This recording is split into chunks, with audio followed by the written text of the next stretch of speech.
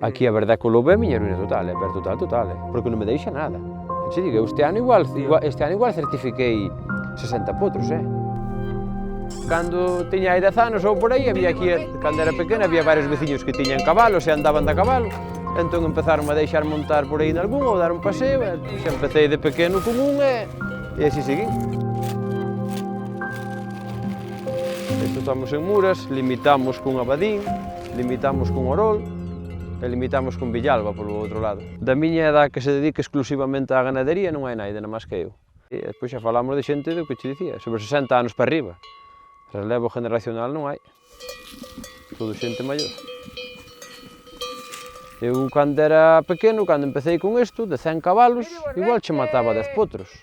Pero que hoxe de 100, os que che quedan con suerte son 10. Na miña casa cabalo non había ningún. Vacas sí, había 14 ou 15, como había antes en todas as casas, pero cabalo non había. Pasa que eu, aquí desde pequeno, como todos os veciños tiñan cabalos, todos os veciños andaban de cabalo, pois eu xa desde pequeno me daba gusto que me deixaran dar un paseo no cabalo, por aí empecé, a comprarme xa unha poni cando era pequeno, e a partir da poni xa empecé. Despois un cabalo, e pois empecé a comprar cabalos e a dedicarme a isto, e de que aquí estou. Más ou menos eu manejo sobre unhas 3.000 hectáreas, onde teño repartido os animales. O que máis teño son cabalos e vacas, o que máis teño sobre todo son cabalos. Está todo en extensivo, están todo o ano fora. Cabalos teño sobre uns 300 ou por aí, vacas teño menos, sobre unhas 60 e pico ou 70. E nada, as vacas teño as limusinas e cruzadas, e despois cabalos teño a maioría de pura raza galega, e despois gustame moito os de colores, e teño tamén cabalos pintos, vallos e polusas de capa, pois esos potros teñen máis afección, teñen máis venta. Eu creo que aquí en estas grandes extensións que é imposible dar controlado o lobo.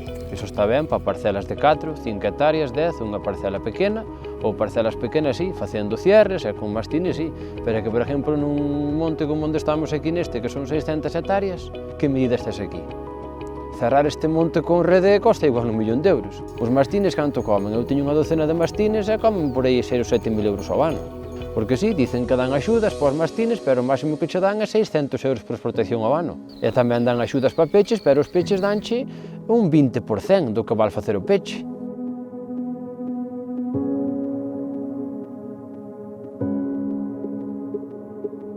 Debería vir a escoitársenos e ver o problema verdadeiramente que hai, porque o problema creo que non se sabe a día de hoxe o problema que hai. E se se sabe non o queren ver.